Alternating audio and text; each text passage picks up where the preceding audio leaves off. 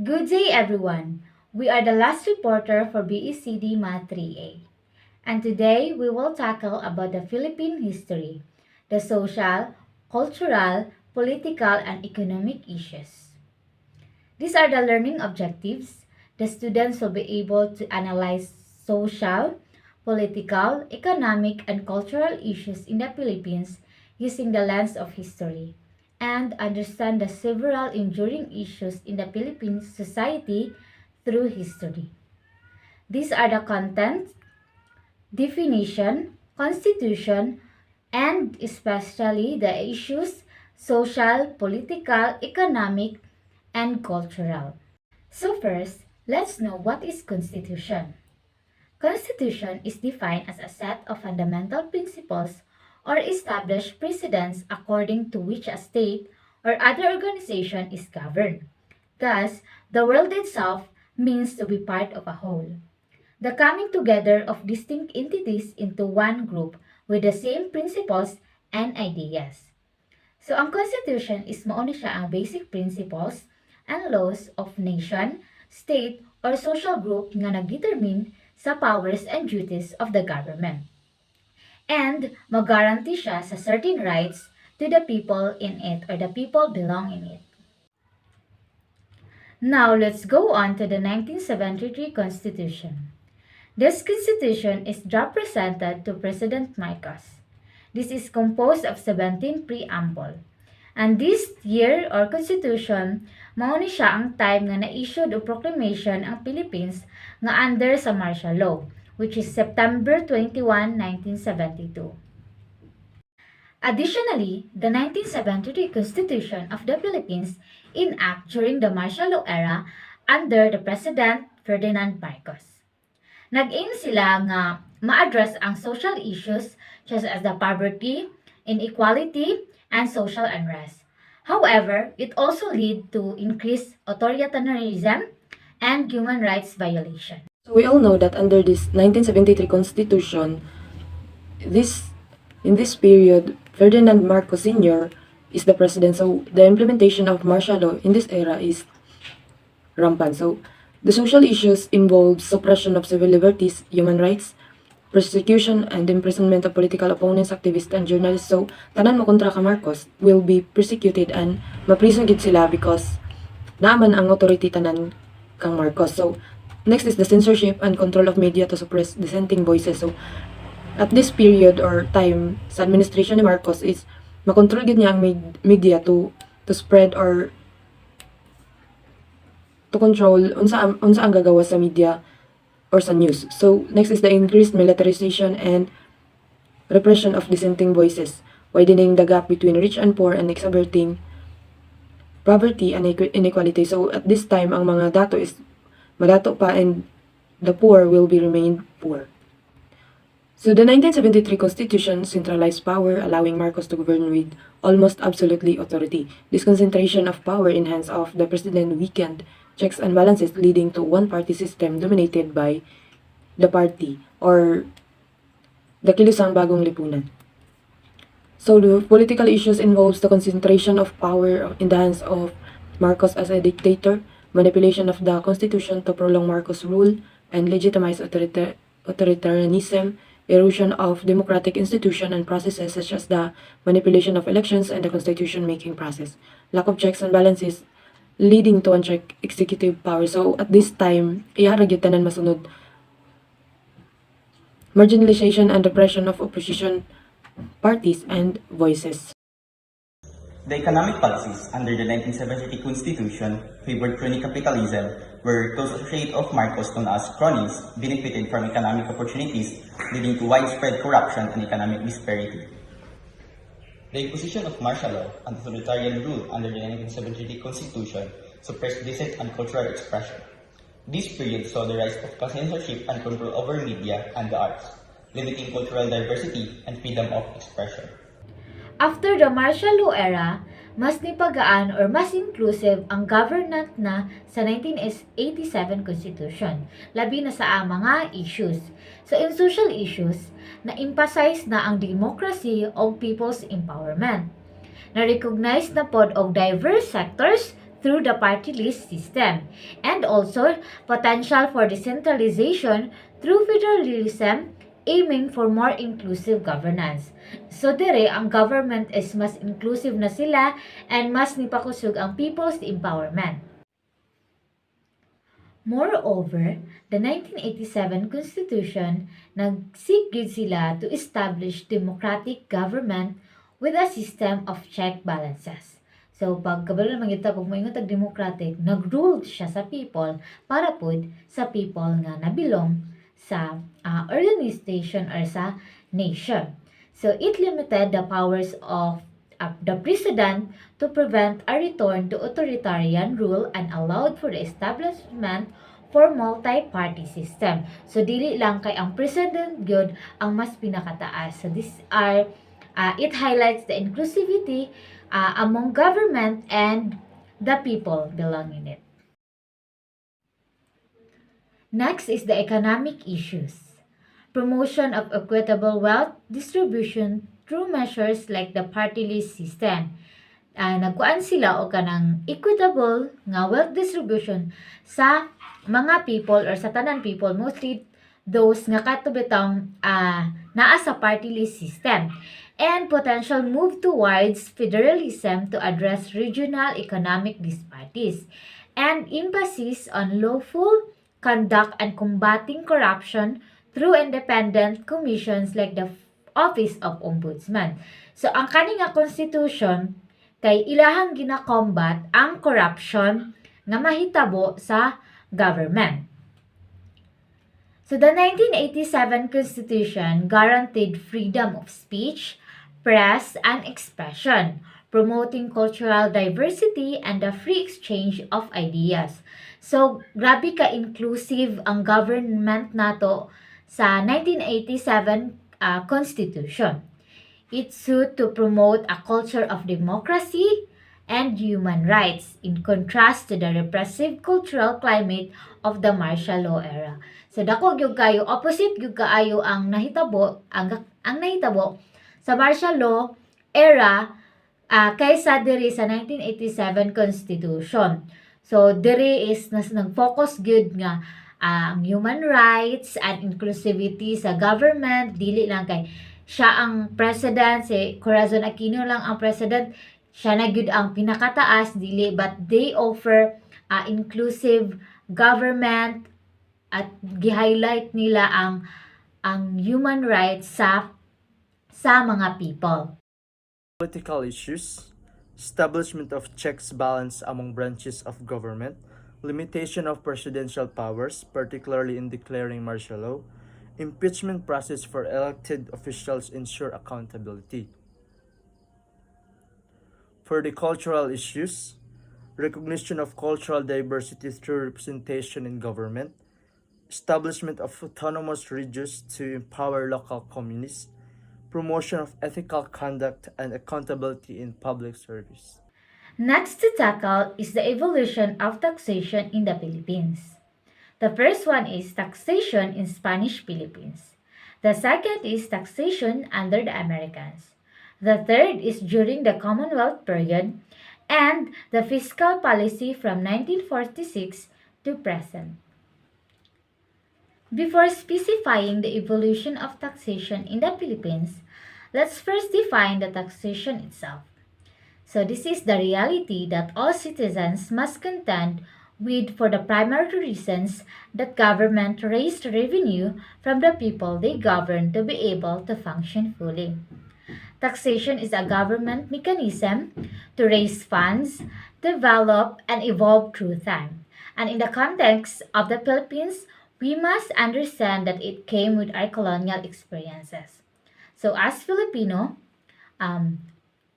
responsibility na gyud nato nga muhatag taog muhatag or magbahin gyud taog payment for the taxation. Dili man pud ta mabalaka because it will back as kana bitong sa mga establishment. So the first evolution of taxation is the taxation in Spanish Philippines. So the social issues is heavy taxation, particularly the tribute system, and later the cedula personal. This placed a significant burden on the Filipino peasantry, leading to economic hardship for many families. So, bugat kaayo ang bayronon sa taxation these times. So, mo na siya, burden gyud siya sa Filipino, samot na bitaw sa kanabitong. Ang ilahang money is for survival na lang, igo sa ilahang fees para sa ilang family. Tapos, dako pagid kayo this time ang kanang taxation in this Spanish era. The next is the introduction of forced labor, or this is also called the police system. Further exacerbated social inequalities, created resentment among the Filipino population. The next is the discriminatory taxation policies, such as higher cedula fees for Chinese residents contributed to social tensions and inequalities within the society. So, diri pud nga time is grabe gyud ang discriminate sa Chinese residents, because kung Chinese resident ka, dako kaayo ka og mabayaran sa cedula fees.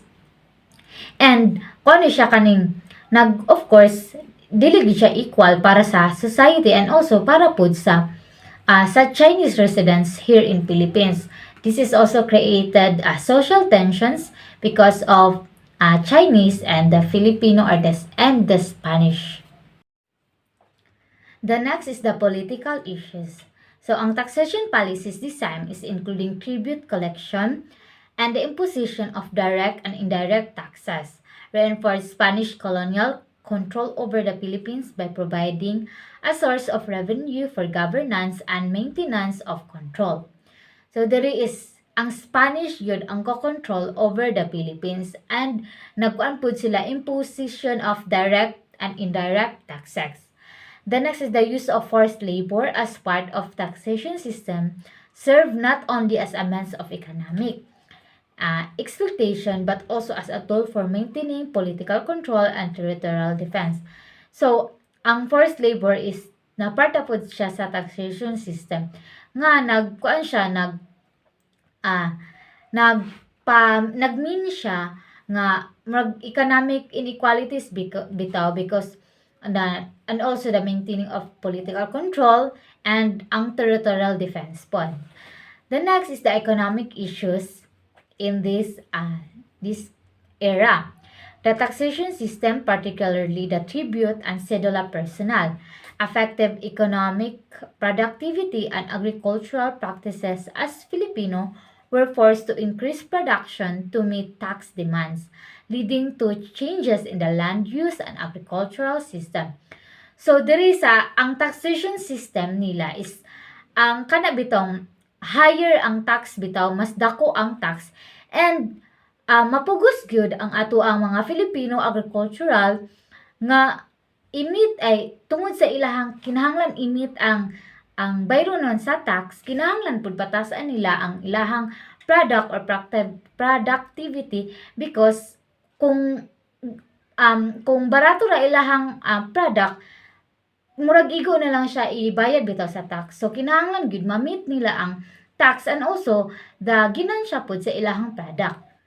The next is the monopolies on certain industries, such as liquor and opium, contributed to the colonial government's income but also stifled economic competition and innovation with those sectors. So, ang colonial nga governments is nagmugda pud sila og kanang liquor and opium. When we say opium, kuan gyapon siya is medisina siya diri nga time.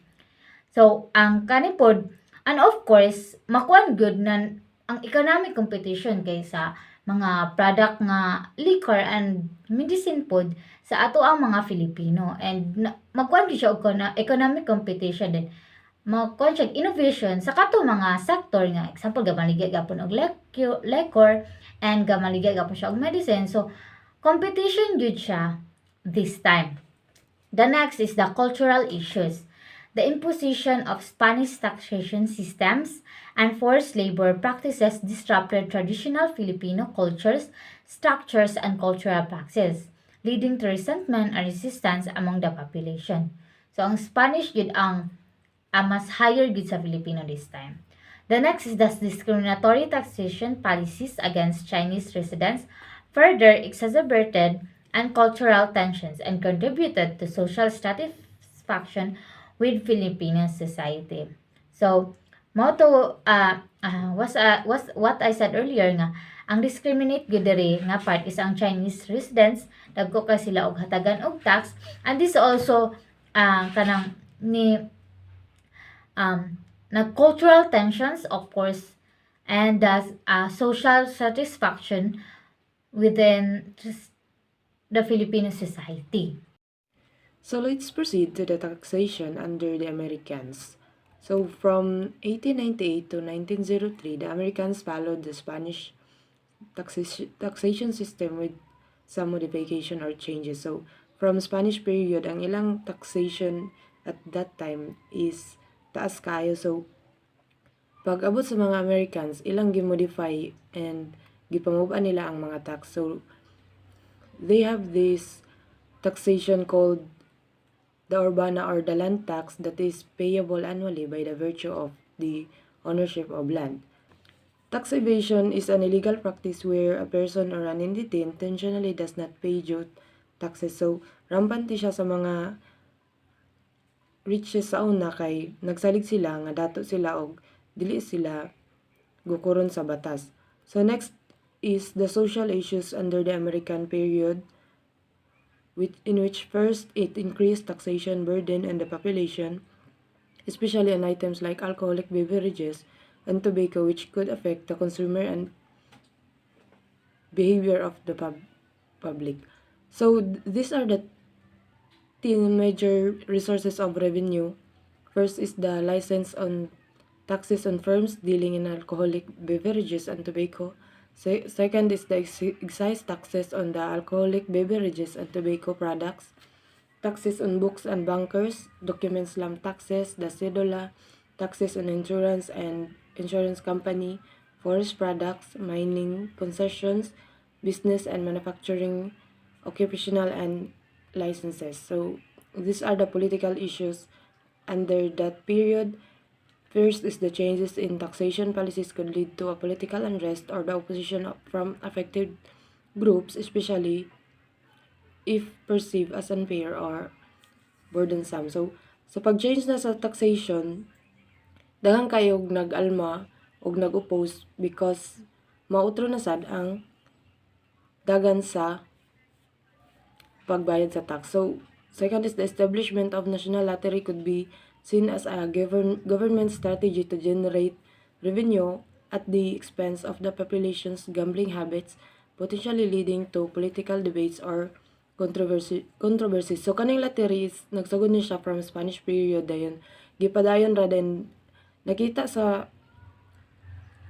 local government na ang lottery is a strategy nga makakita o maka revenue ang government. So, next is the economic issues. The reduction in export taxes could affect the profitability of industries reliant on those exports, is potentially leading to economic challenges in those sectors.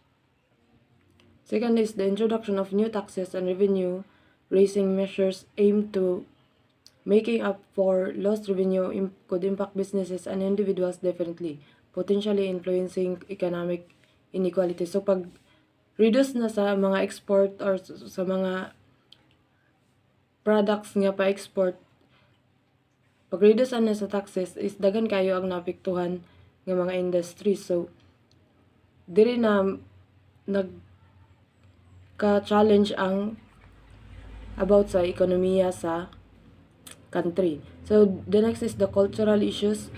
Changes in taxation policies such as the introduction of new taxes and the new establishment of the national lottery could affect cultural attitudes towards money, inheritance, and gambling.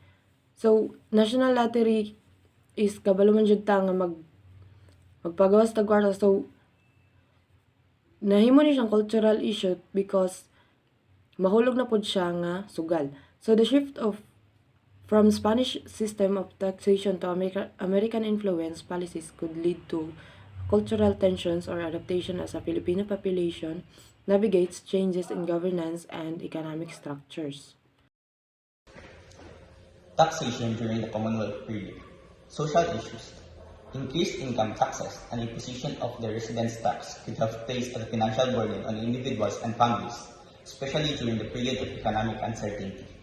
Reduction in personal exemptions might have affected the disposable income of middle and lower income individuals, potentially impacting their daily quality of life. Economic issues. The introduction of progressive income tax system aimed to increase revenue could have impacted wealth distribution and economic inequality within Filipino society. Increased taxes on certain goods and industries such as liquor, cigarettes, forestry products, and mining could have influenced consumer behavior and affected the profitability of those sectors. Cultural issues. Changes in tax structures and policies could have influenced cultural attitudes towards work, wealth, and consumption, potentially shaping society values and behaviors. The taxation system treatment or different sectors, such as lower taxes in agriculture compared to increased taxes on industries, could have influenced cultural perceptions of the importance of different economic activities. Fiscal policy from 1946 up to this day. Okay, so for the social issues, the implementation of import and exchange control during the Quirino administration may have affected the consumer's access to imported goods, potentially shaping the consumer's habits and preferences. For the political issues, changes in tax policies, particularly those perceived as overburdening certain social classes while sparing the wealthy, could have sparked political debates and opposition. For the economic issues, tax reforms aimed to broadening the tax base, simplifying procedures, and rationalizing tax incentives could have influenced investment, decision, and economic growth. For the cultural issues, tax policies and reforms, particularly those affecting the prices of goods and services, could have influenced cultural attitudes towards consumption, saving, and lifestyle choices.